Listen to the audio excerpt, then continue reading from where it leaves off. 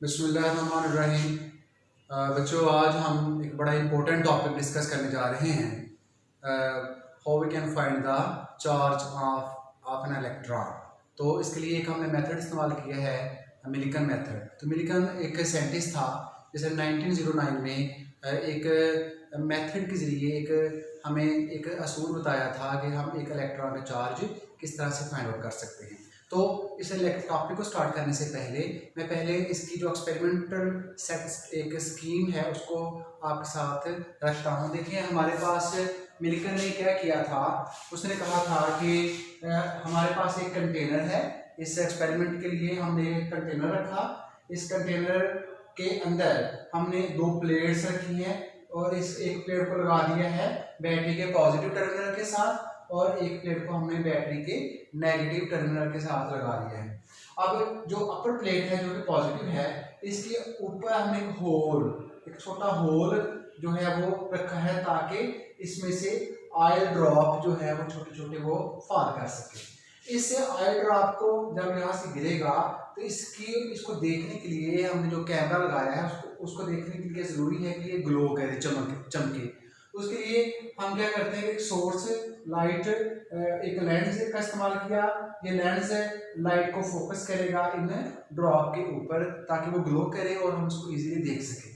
तो यहाँ ये हमारे पास एम से मुराद है कि एक मैग्नेटिक फील्ड हमने जनरेट किया है इसके गिर्द, ताकि जो, और यहाँ एक हमारे पास एक नोजल है, ये एक वहाँ से ऑयल ड्रॉप इस नोजल से गुजरते हैं तो फ्रिक्शन की वजह से उसके ऊपर चार्ज आ जाता है। यानी कि आप जानते हैं कि हमारे पास अगर एक एटम है तो एटम के जो बाहर वाले ऑर्बिट्स में इलेक्ट्रॉन रोटेट कर रहे हैं, जब वो वहाँ से गुजरेगा फ्रिक्शन की वजह से तो ये इलेक्ट्रॉन को गेन भी कर सकता है और लॉस भी कर सकता है। तो इस सूरत में जब वो ऑयल ड्रॉप इस नोजल से गुजरेगा तो फ्रिक्शन की वजह से उसके ऊपर वो इस नोजल से एक जो बाहर वाला मटेरियल है ऑयल ड्रॉप वहाँ से एक इलेक्ट्रॉन गेन कर लेगा और इसके ऊपर नेगेटिव चार्ज आ जाएगा। अब वो एक इलेक्ट्रॉन एक ही हो सकता है, एक से ज़्यादा भी हो सकते हैं। तो जब ये ऑयल ड्रॉप यहाँ से जो जिसके ऊपर नेगेटिव चार्ज है, जब यहाँ से इस होल में से पास करेगा तो इसके ऊपर दो फोर्सेस लगेंगी। वो दो फोर्सेस कौन कौन सी होगी? पहली फोर्स जो है वो है डाउनवर्ड डायरेक्शन में, जो कि उसकी वेट की वजह से है, that is equal to mg। और एक फोर्स जो इलेक्ट्रिक फोर्स है ऊपर की तरफ लग रही है क्योंकि इसके ऊपर नेगेटिव चार्ज चढ़ा है तो नेगेटिव रिपेल करेगा, पॉजिटिव अट्रैक्ट करेगा, तो ऊपर की तरफ एक फोर्स लगेगी, वो फोर्स क्यू ई के बराबर होगी।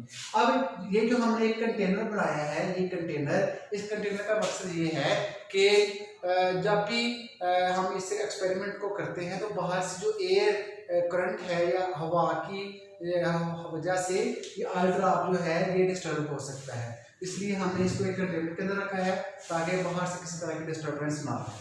तो अब देखिए, ये ऑयल ड्रॉप है, ये मैंने शो किया। इसके ऊपर दो फोर्सेस लग रही हैं, एक वेट की फोर्स है डाउनवर्ड डायरेक्शन और एक जो इलेक्ट्रिक फोर्स है वो अपवर्ड डायरेक्शन है। व्हेन इलेक्ट्रिक फोर्स और वेट की फोर्स है एक दूसरे के बराबर हो तो ये जो हमारे पास ऑयल ड्रॉप है इसके अंदर हैंग हो जाएगा, ऐसे लटक जाएगा। तो हमने कहा कि F E is equal to F G, F E Q E के बराबर है और एफ जी जो है वो एम जी के बराबर होता है। और आप ये भी जानते हैं कि जब दो प्लेट्स के दरमियान बैटरी और पोटेंशियल और इलेक्ट्रिक फील्ड और उसके दरमियान जो डिस्टेंस है, ये वाला डिस्टेंस ये डी है, तो ये relation E is equal to V over D होता है। E is equal to V over D है।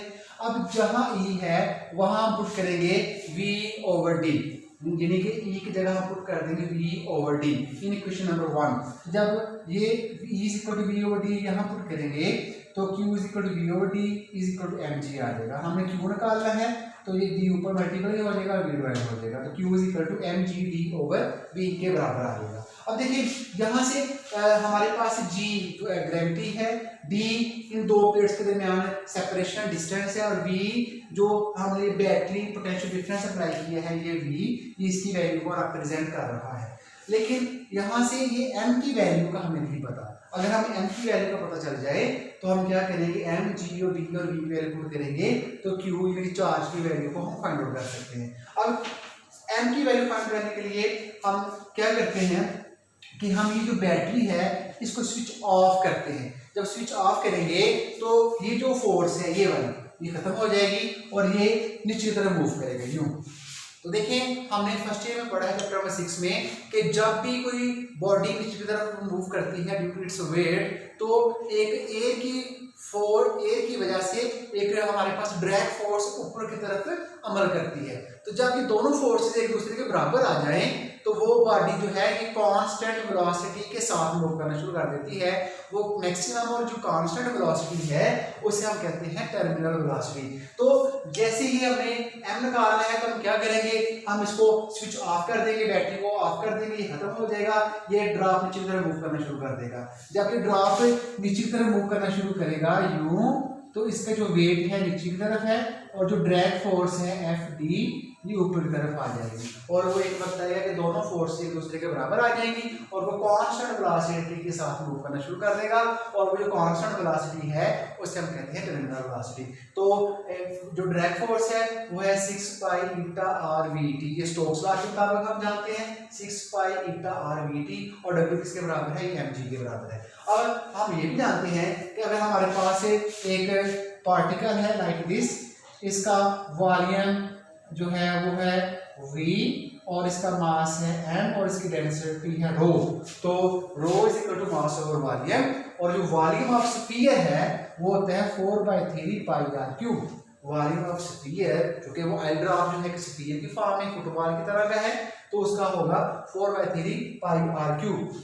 तो यहाँ से ये 4/3 पाई r क्यूब ऊपर मल्टीप्लाई करेंगे, m is equal to 4/3 pi r cube into rho के बराबर आ जाएगा। तो ये हमारे पास मास की वैल्यू है। लेकिन इसमें देखिए 4/3 और पाई कांस्टेंट है, रो डेंसिटी इसका भी हमें पता है, लेकिन r जो कि इस आई ड्रॉप का, अगर आपके पास आई ड्रॉप है तो इसका जो रेडियस है r, इस रेडियस का हमें नहीं पता। अब हम r की वैल्यू को फाइंड करने के लिए क्या करते हैं कि ये जो m की वैल्यू है ये हम ये पुट कर देते हैं इक्वेशन नंबर 3 में। जब हम ये m की वैल्यू इक्वेशन नंबर 3 में पुट करेंगे तो क्या होगा, ये आ जाएगा 6 pi eta RVT is equal to m की जगह क्या पुट करेंगे 4/3 pi r cube into rho यहाँ और साथ आ जाएगा g। अब यहाँ से देखिएगा तो ये आपके पास जो पाई है ये पाई से कैंसिल हो जाएगा, ये 2 और ये आ जाएगा 3 और यहाँ से r जो है इससे कैंसिल करेगा तो 2 आ जाएगा। तो हमारे पास क्या बचेगा, यहाँ बचेगा 3 eta VT is equal to 2/3 r square rho g। तो ये जो 3 जब ऊपर आएगा तो मल्टीप्लाई हो जाएगा 9 हो जाएगा, तो ये 9 ईटा और साथ VT और ये जो हमारे पास रो और g है नीचे आके डिवाइड हो जाएगा और ये 2 नीचे आके डिवाइड हो जाएगा। तो r स्क्वायर हमारे पास आ जाएगा 9 ईटा VT ओवर 2 रो g। तो बेटा यहाँ से जो r स्क्वायर है ये हमारे पास, यहाँ से हम r की वैल्यू निकाल सकते हैं। अगर हम r की वैल्यू यहाँ से फाइंड कर लें, r की वैल्यू हमने यहाँ से फाइंड कर ली, क्यों, ईटा VT रो और g का पता है, r निकल आया। r की ये वैल्यू हम पुट करें इक्वेशन नंबर 4 में, तो जब इक्वेशन नंबर 4 में r की वैल्यू पुट करेंगे तो हम मैथ से m की वैल्यू फाइंड कर लेंगे। जब m की वैल्यू को हम फाइंड करेंगे तो ये वैल्यू पुट करेंगे इक्वेशन नंबर 2 में, तो यहाँ m की वैल्यू का पता है, g का, d का और b का पता है, तो वहाँ से हम चार्ज की वैल्यू को फाइंड आउट कर लेंगे। यहाँ से एक बड़ा इंटरेस्टिंग पॉइंट है जो आपके साथ मैं शेयर करने जा रहा हूँ, तो ये है कि जब हमने चार्ज को फाइंड किया, जब हमने चार्ज को निकाला तो जो चार्ज की वैल्यू है वो इस तरह से आई, यानी चार्ज था Q वो या तो 1.6 × 10⁻⁻19 कूलम, या इसके साथ जो इंटीग्रल मल्टीपल यानी n इंटू 1.6 × 10⁻⁻19 कूलम।